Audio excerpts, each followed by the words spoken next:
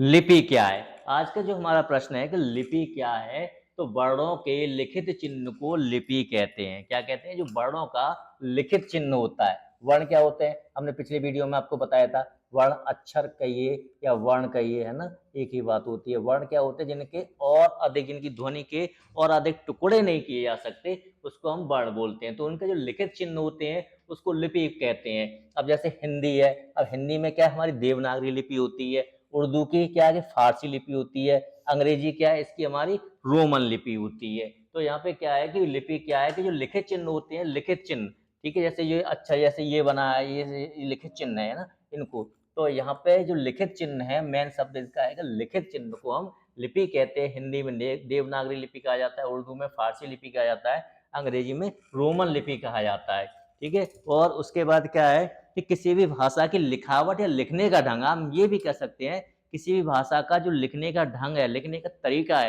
या उसकी जो लिखावट है, जिस तरीके से लिखावट है, उसको हम क्या कहते हैं? लिपि कहते हैं।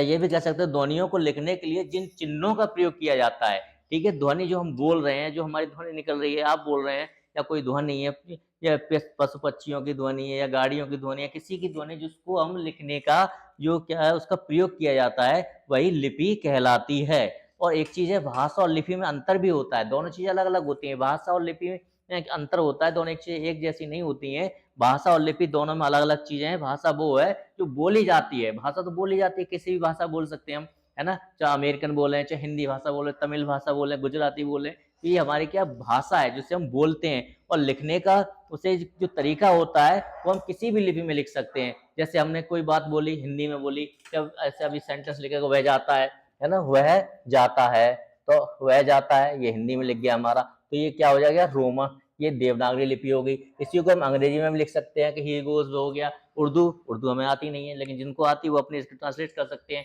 पंजाबी में लिख सकते हैं, इसको अलग-अलग लिपि में लिखा जा सकता है। तो भाषा क्या है कि बोली जाती है, और लिपि क्या है कि लिपि को कई भाषाओं में मतलब उसको लिख सकते हैं कि लिपि जो है किसी भी लिपि में हम लिख सकते हैं, भाषा को किसी भी लिपि में लिख सकते हैं। तो भाषा और लिपि में दोनों मंत्र समझ में आ गए। दोनों मंत्र क्या होता है कि भाषा वो है जो बोली जाती है, भाषा क्या है? बोली जाने वाली चीज़ है, बोली जाती है, और लिपि को लिखा जाता है। ठीक है? तो हमारा लिपि क्या है? लिखित चिन्ह को, यानी वर्णों के लिखित चिन्ह होते हैं, जो वर्णों के लिखित चिन्ह है, उनको क्या कहते हैं? लिपि कहते हैं। और हिंदी देवनागरी लिपि, उर्दू फारसी लिपि, अंग्रेजी रोमन लिपि होता है।